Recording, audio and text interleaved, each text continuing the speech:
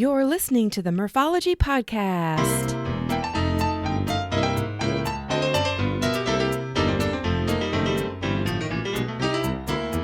Thanks for tuning into the Morphology Podcast, aka Murph here to share interviews about biking experiences from cyclists who have pedaled to places all over. Each week, we'll get to know new people and explore new destinations to ride your bike. As you listen to these adventures, you may wonder, why haven't I done that yet? Well, I recently spent a week riding my bike in Florida with the Rum Runner Tour and asked the tour host to join me on this podcast.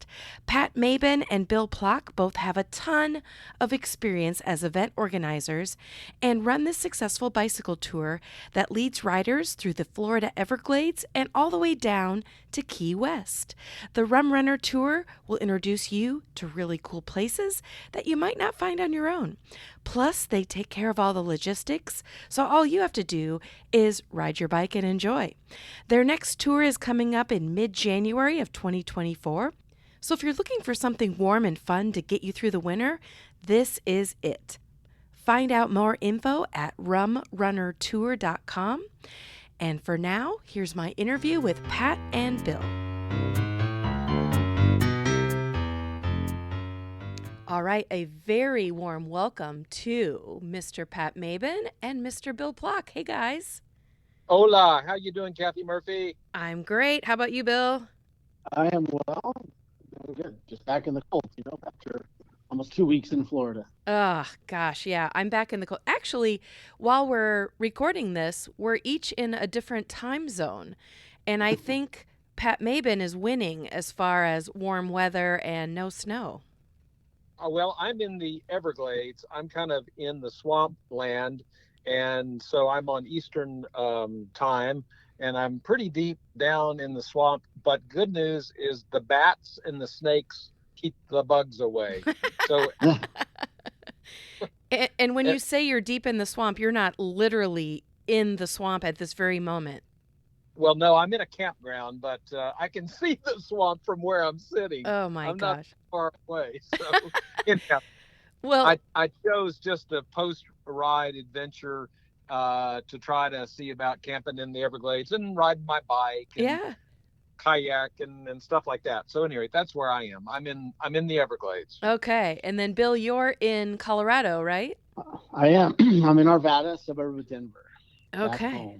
Okay. So, yeah. Well, we all know each other very well, and mostly because of bicycling.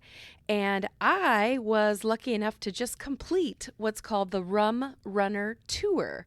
And that was in Florida. And I talked a little bit about it in the intro before we sat down together via phone. But I wanted to get on, and since you two are the tour directors, I wanted to kind of get some inside scoop, and let's tell the listeners a little bit about the Rum Runner Tour. What do you think? Go first. I'll catch on. Okay. Well, before we even get into Rum Runner Tour, Bill, will you tell the listeners a little bit, maybe the short version of your background and maybe the bike focus on it? Yeah, of course. So I own an organization called 303 Endurance, and that's kind of a content oriented site about cycling and do stories and I have my own podcast and that kind of thing. So I'm involved in the cycling community in that regard. But I've also gotten into working on bike events. I directed Ride the Rockies last year, and then I started my own ride this year called Colorado's Ride, and we had our first ride in August of this year. And so I've done that, and then I've just competed a lot in Ironmans and different cycling events, and then I partnered with Pat to do the Rum Runner Tour. So kind of a diverse background as both a media person, a cyclist, and a event organizer. Excellent. And how about you, Pat? Well, I've been around the bike space for about 15 years, primarily in supporting events for Primal Wear. I was the director of events for Primal Wear for 13 years. And then I left and started doing some other things. Still do some work for Primal on occasion, but my focus these days is Rum Runner Tour. And I was fortunate to link up with Bill and form a partnership.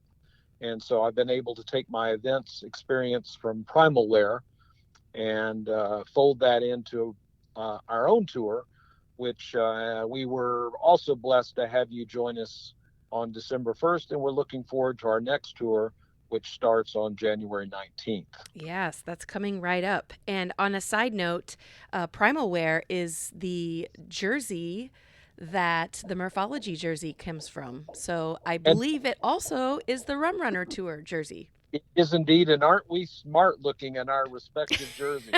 Yes, yes. I would like to tell you I'm wearing my Rum Runner jersey right now, but it's not true because it's too cold here in Iowa. Right. Right. Well, obviously Primal has been part of Rum Runner Tour for the last couple of years, and we're blessed to have them as a sponsor. And yes, they indeed provide the jerseys. And I just thought everybody looked really good in their snappy Primal Wear stuff last week, yourself included. Oh, for sure, for sure.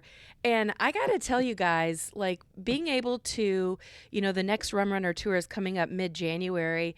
And like I was going to say, I got to tell you, being able to leave cold Iowa to go to Florida and not have to worry about anything except get up, get on my bike, ride my bike, go to bed, repeat was like a blast. And I don't know if on your end it was the same, but man, it was amazing. Well, we try to make it such that that's all you have to focus on, Kathy. And that's part of what we have to offer. And that is that we know some cool places in Florida. We know where to stay. We know where to eat. We know where to set up aid stations. So it takes all of that planning off your plate and puts it on our plate. Mm-hmm. And the other service that we provide is that obviously we move your luggage every day. And when you get to the hotel, your big quandary is, where am I going to eat? And let's have a drink before we go out. We try to make that seamless to the riders. Yeah, and I'll add to that, you picked us up from the airport. So for those of the people on the Rum Runner tour that brought their own bikes, shipped their bikes on the airplane, you picked up bikes, luggage, people, and transported them to the hotel. And for me, I rented a bike. And so you helped facilitate that. And we should probably give a shout out to Naples Cyclery. I maybe, well, I shouldn't say it too loud because my other bikes are listening, but it was an awesome bike to ride. Well, Yeah, right.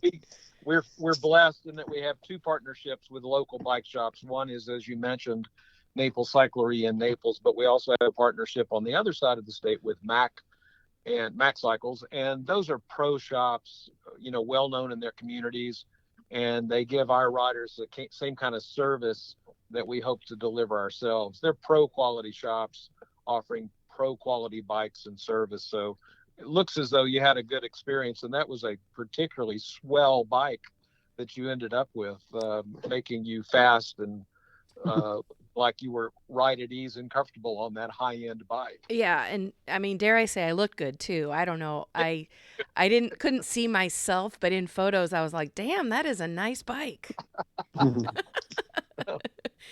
Well, one of you, can you give maybe Pat, give us a little history of Rum Runner Tour? Because I know that the one that I just was on was not the first one.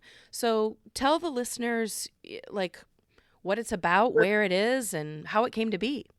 So I've been coming down here when I lived in Colorado. I came down to Florida numerous times and rode in the Keys in the wintertime because through Primal I had reasons to be in Florida in the wintertime. So I always thought it'd be fun to ride the Keys. So I did that several times on my own and with buddies, so I wasn't solo. But then, fast forward when I left Primal, I was talking to Dave Edwards, and Dave said, I'd really like to ride down there. Do you know how to do it? And I said, man, do I know how to do it. So we put together a small group with Dave and some other friends and family of Primal, and we did sort of a proof of concept ride.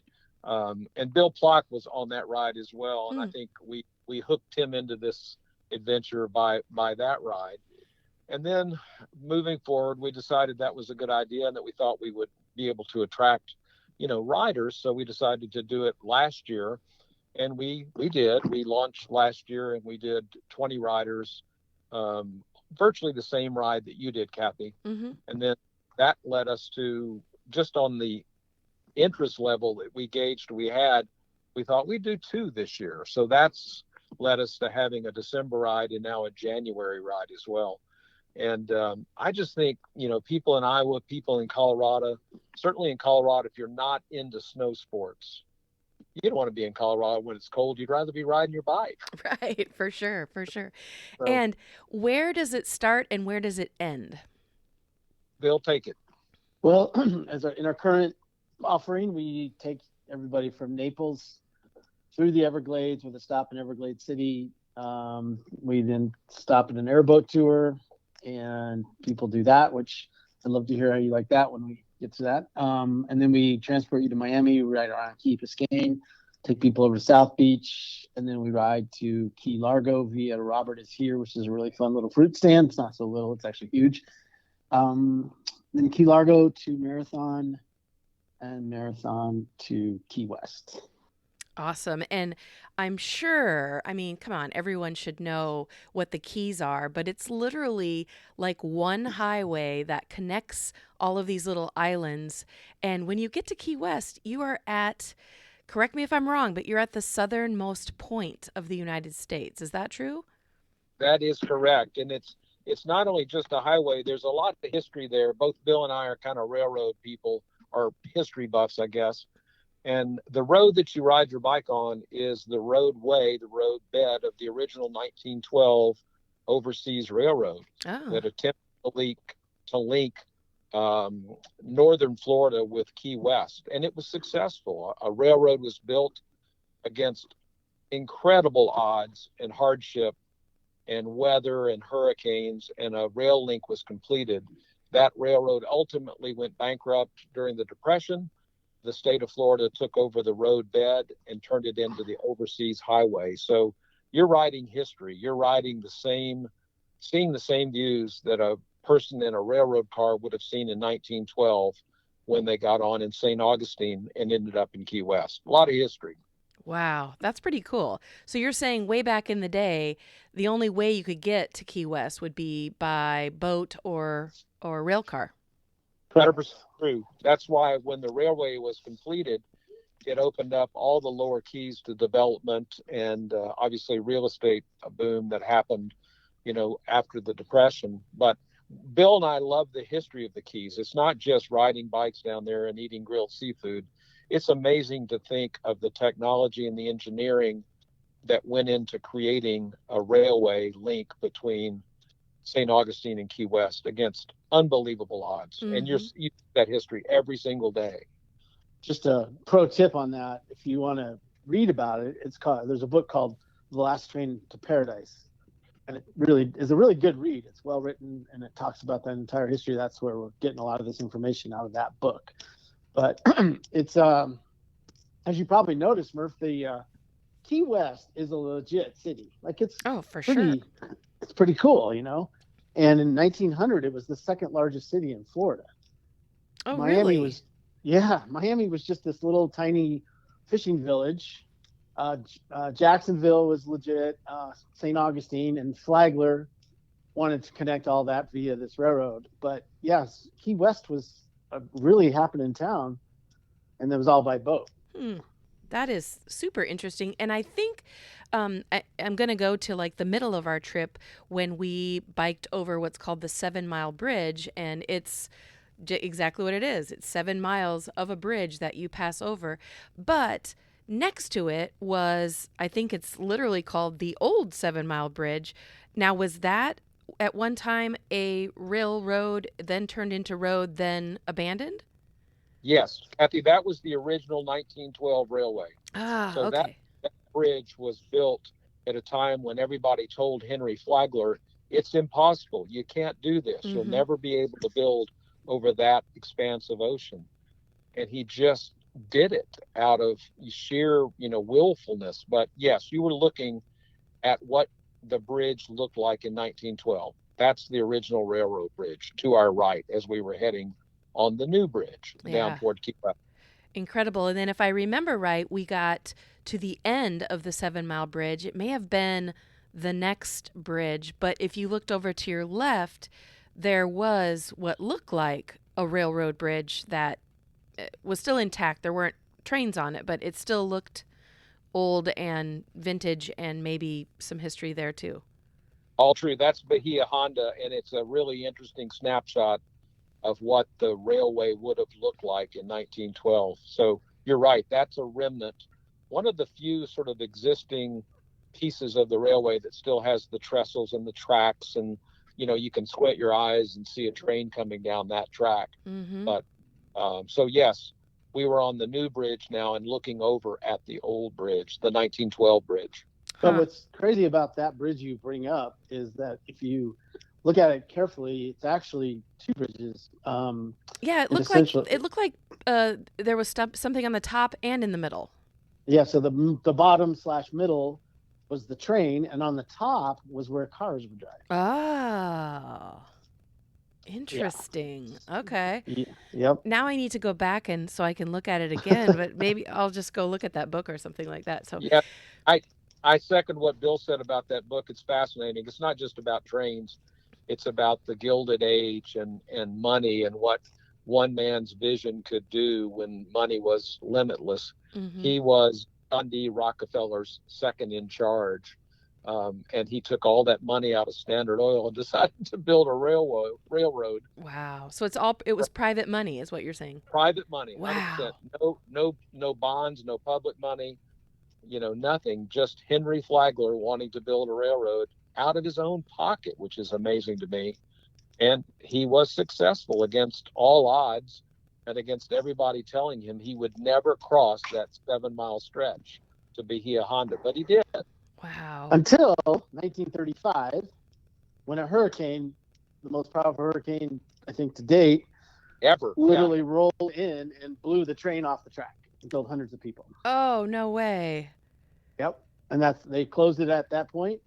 It was just too much to repair, and that shut it down. And then in the subsequent 8 to 10 years, they built a highway. So the way they kind of did it was that right of way became a road as it went down the Keys, and in the critical expanses where it was destroyed, they would use ferries to take cars between the different points to get to Key West. But they eventually made it a road. Okay. Yeah. Okay, so I want to circle back because this is segueing into an important question of who should go on the Rum Runner Tour, and I feel like I can answer it by 2 different ways. Well, 3 different ways. If you like biking, do the Rum Runner Tour. If you like history, do the Rum Runner Tour because of what we just talked about. And then the obvious one, if you like rum, you should do the Rum Runner Tour. But what are your thoughts on who should do the Rum Runner Tour? You are spot on, although I'm not sure they have those in the proper sequence. But I will tell you, a rum runner, the drink, is quite potent. So it's not something that you want to drink all day, every day, but it is a nice refresher. We had a Rum Runner party one night, and it was awesome. But I don't know that I'd want to drink those every day. No, I don't want to leave the impression this is all about drinking rum. I think the excitement is seeing the Keys from 2 wheels. Yes. And look on your right-hand side and looking at the Gulf of Mexico. And on your left-hand side is the Atlantic Ocean. And they're like 30 yards apart. So that's the real reason to do it, just to get outside on your bike and see water and that blue expansive ocean to your left. And rum's part of it, but it's not the driving force. The driving force is to go somewhere when it's warm in January and ride your bike and see beautiful places and wear shorts and t-shirts. And do that without having to do any of the logistics yourself. Right. That's what I was just going to say. Yeah. Go ahead, Bill. Well, and the food. I mean, there's a lot of great seafood. Oh, my gosh. Way, right? Yes.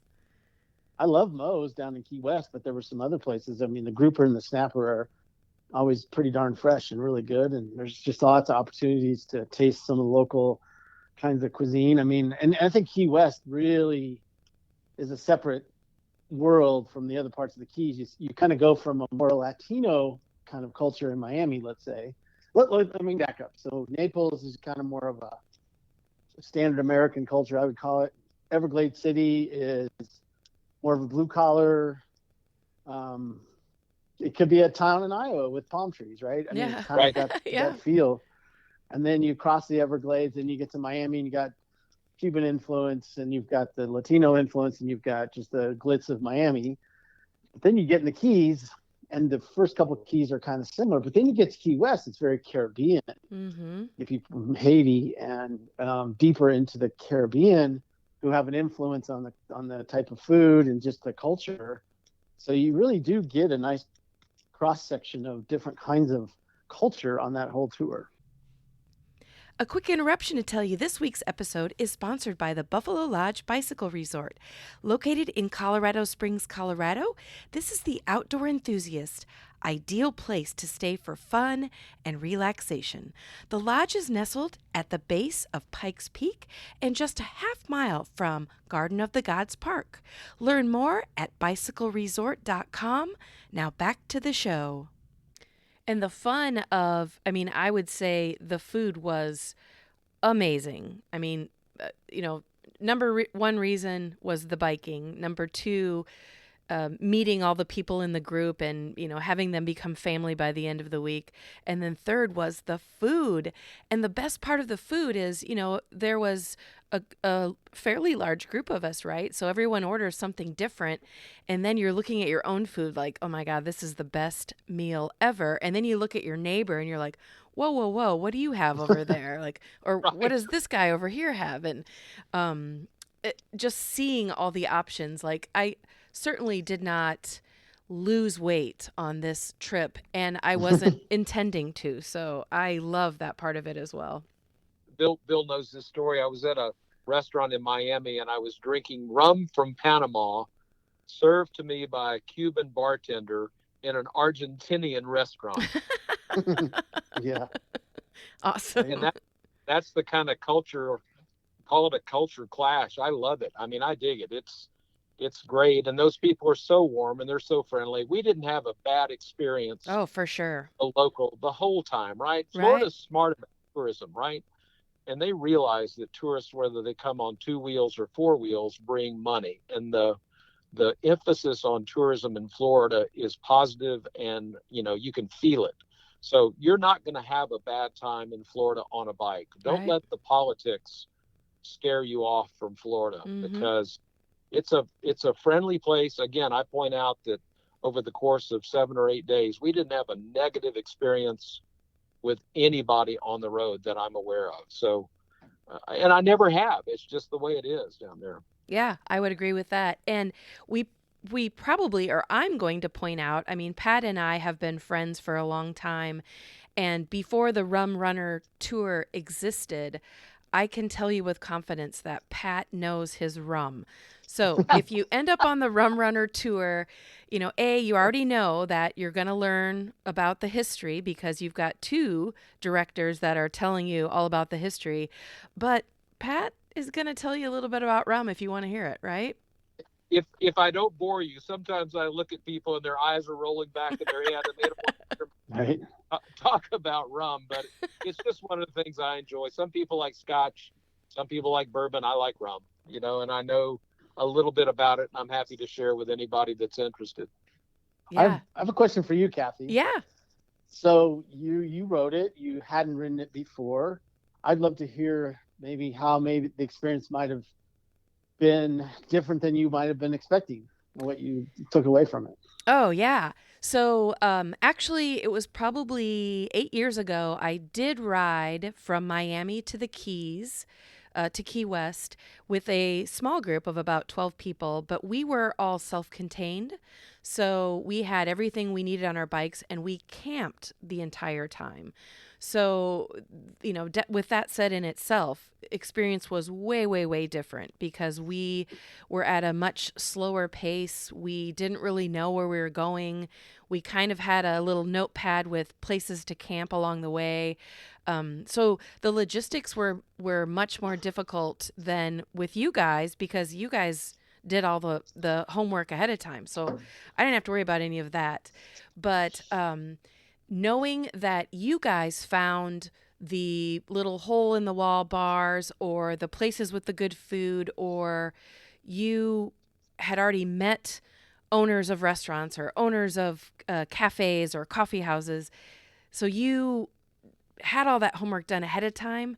So it was really fun to experience the culture in each of the areas. And what comes to top of mind was our last meal together. Was it Haitian food? It's Yep. Haitian Creole, and it's a mom and pop Oh operation. Their my kids gosh. bust the tables. They are just the sweetest people on the planet. They're all about you enjoying their food, and I just love the juju you get when you go in that place. It's called Moe's Restaurant. It's been around for a long time. Moe's the chef, his wife works the front, and they love introducing us to Caribbean Haitian Creole cuisine. I Yes. love it, so I'm glad you liked it as well. I loved it. And then also, if we back up, I don't remember the town because that's just how I am. Even any event, I never remember the towns. But where the man who owned the place was right there with us, and we had shrimp and we had Mm. sandwiches and we had this amazing, it was a Cuban bread. I can't remember. Yeah, yeah, yeah. Uh, That that that was in the Everglades, and it was yes. outside of Everglades City, and it's on an island called Chocoloxy Island. And that was a fellow that Bill and I met along the way. Once again, just friendly as can be. He prides himself on what he calls cracker cuisine, and I love that term. And he was glad to have us, and as soon as we walked in, he was bringing us food, and I like that about that guy. He was also interested in the history of the Keys, and certainly a smaller section, which is the Everglades. So yeah, that was a memorable evening, and I really enjoyed that guy. His name is Jamie. Yeah. And I think his family, he had lots of history about his family being from the area and Correct. all that kind of good stuff. So I absolutely loved it. So, Bill, to follow up with your question, it was an amazing experience that I would highly recommend to anybody. Did you see? And you saw an alligator along the way, didn't you? Oh gosh, I saw many alligators, and that was my next. Yeah. That was my next topic. Was I'm sure if people are going to sign up for the Rum Runner Tour, I don't know that you can guarantee they will see live alligators, but we certainly did many, many times. I've seen them where I am. I've seen several today. I saw an eagle today. I saw what I think might have been a bear running away, and the ranger came around and gave everybody a bear alert in my campground. Oh wow! Oh, There's really? there's lots of critters around in the Everglades and throughout Florida. There's a unique species of deer called the key deer. They're bobcat. Birds aplenty. I've seen parrots as well. So that's part of the attraction. And yes, I can guarantee you're going to see alligators. that's, that's a slam dunk right there. That's a slam dunk. Well, and if you are taking the tour through Robert is Here, we need to talk about that place for sure because not only is it a former teeny tiny fruit stand, they have, I'm going to say, every animal you can think of. They've got the llamas, they've got cows, they've got tons of, Turtles, goats. yeah, Yeah. parrots. They've got a little bit of everything. But Bill, will you tell us like how Robert is Here maybe got the name, or I mean, what is it all about? I'm gonna let Pat say that. I Oh, don't okay. know that story very well. I Well, think Pat knows I'll, it better. I'll give you the quick version. It was a family farm, and their son, when he was about 12, decided he was going to sell oranges to tourists on the highway. So he took a card table and set it up on that corner, a corner of their family farm, and tried to sell oranges, but no one was stopping. So the kid went back to his mom and said, "Look, I don't think I'm very good at this." And she said, "Well, you need a sign, so people will see you." So he found a 4x8 sheet of plywood, spray painted "Robert is Here" on his plywood, set it out on the corner, and the rest is history. His business took off, and now it's a huge thing. I would describe it as a Florida roadside attraction. To say it's a fruit stand does it an injustice. Oh, yeah. It's like a circus, that still a family business on a family farm, and one of their specialties is these amazing smoothies they make out of fruits that you've never heard of. So Right. started by a kid when he was like 12 or 13, and he's still involved in the business today. But that's a good example, Kathy, because we know about those places and we want to introduce our riders to those places that they may not find on their own. Robert is here is a unique thing. It's a little bit out of the way, but it's worth it. Oh, So totally worth it. And they had every sort of fruit that I've never seen and never knew I wanted to know about. Like you could buy it, and if you'd want to buy something like while you're on your bike ride, you guys were there with the support vehicles. So I don't know if any other people bought stuff for later, but gosh, there was some cool looking fruit. Of course, I can't remember any names right now. But what was interesting is, I go up, I order my smoothie because that's what you do. And while you're waiting for your smoothie to get done, I'm like looking at all the fruits, and then I look kind of in the distance and I'm like, I wonder what's back there. And you walk back there and it's like 10 times bigger than the actual fruit stand. And it's all these cool animals that are doing their own thing, living together. And not to mention, and this is weird, I don't know if you guys planted this, but there are like chickens and roosters running around free everywhere. Like every hotel we stayed at, almost every bar we went to, there'd just be a random rooster and chicken. So is that part of the Rum Runner Tour that you yeah, plant those everywhere? we do that. We have a trailer full of wild fowl, and we take them wherever we go, and we release. So it's just part of the Keys. Yeah. It is part of the Keys. The rooster is another symbol of Key West, and you can't harm them. They're protected. It's like any other kind of an animal that's a protected species, Oh, okay. and Key West is proud of them. And I'm guessing that free range eggs in Key West are not hard to come by. A quick interruption to tell you this week's podcast is sponsored by Lizard Lips Lip Balm. These great lip balms contain natural ingredients, come in a variety of flavors, and you can choose certified organic or balms with sun protection. Check it out at lizardlips.net. Now back to the show. Well, some other things that I think that are worth mentioning would be the lighthouse at Bill Beggs Cape, Florida State Park, I believe it's called. Yep, exactly. That is beautiful. There's actually a spiral staircase if you want to. I think it's 100 and some stairs if you want to go to the top of the lighthouse, and the views up there are amazing. And then I don't know. Oh, I'm sorry. Go ahead. No, you finish. I don't know if it will be on the route in the next trip, but there was an art gallery. I think it was called the Cypress Art Gallery that was really, really cool. Yeah, it's called Big Cypress Gallery, and it's an interesting story. It's a photographer who studied under Ansel Adams for years and years and Ah, years, and he has this amazing, huge camera format, big monster camera that enables him to shoot these photographs that are, 5x6, those prints, all in black and white, and generally kind of scenes in the Everglades of wildlife and mm, birds and stuff. But he's 80 some odd years old, lives on the property, and that's his gallery of his work. But he was a protege of Ansel Adams, and you can kind of see that in his work. for But sure. we found that place fascinating, and I'm glad you got to stop. They were so friendly to us and so helpful that, yes, we'll stop there in January again. There's no reason not to. Yeah, and you look at some of those photos and I'm like, "Oh, that's like, a swamp with a tree in the background." I'm like, I could take that photo with my own camera. Oh, hell no. Hell Oh, no. hell no. He nails it. Like his photographs are like you can just it's one of those deals where you feel like you're in a gallery where you can just stand and look at the same photo for minutes, like longer than you probably would think you want to. It's amazing, amazing. And I think we were given a little snapshot of his equipment. He uses a camera that's like the size of a Volkswagen on a, on a tripod, standing out in the swamp, up to his waist with this monster camera on this big tripod.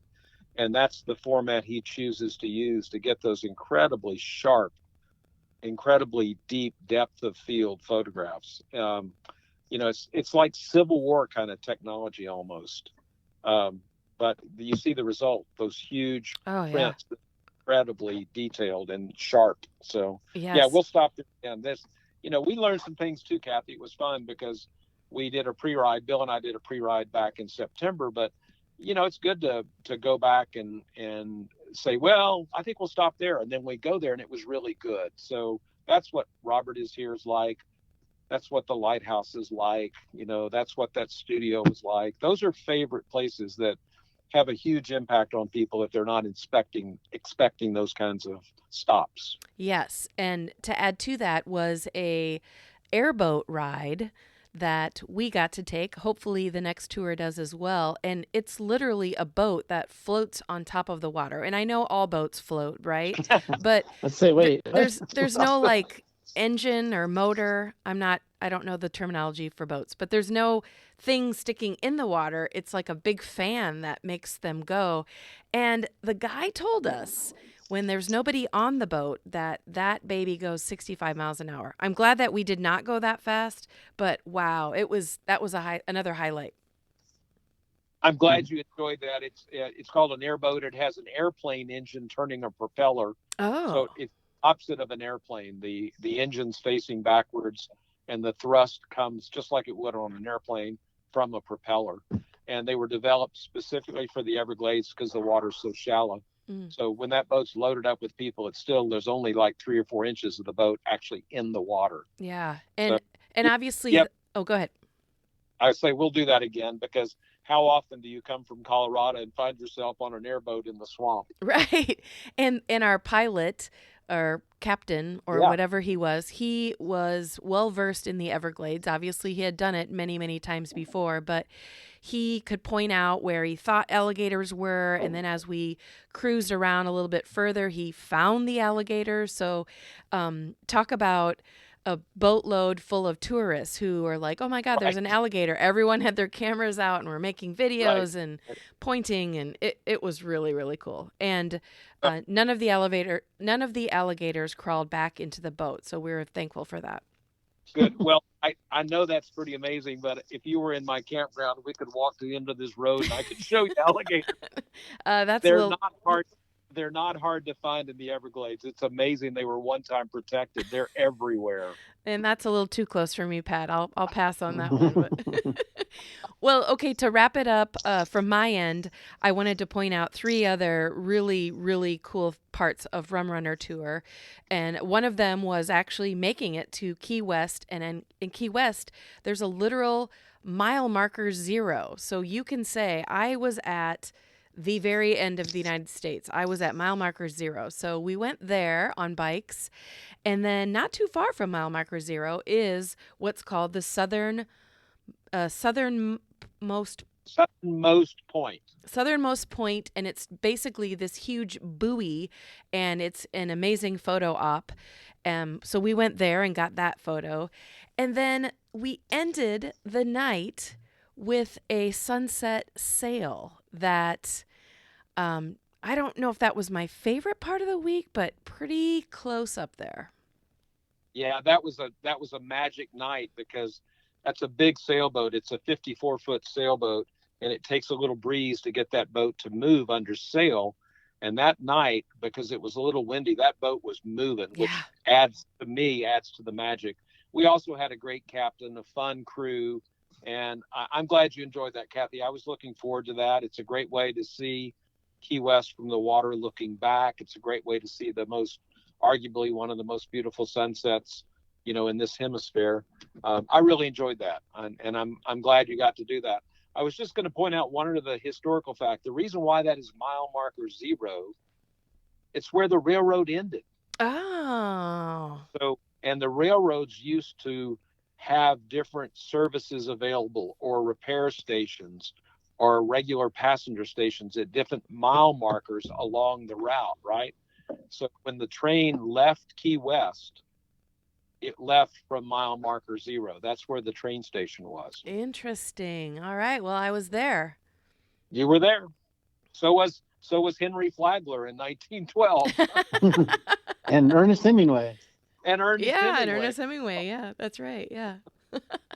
And I will point out the what do you call him? The pilot of the sailboat?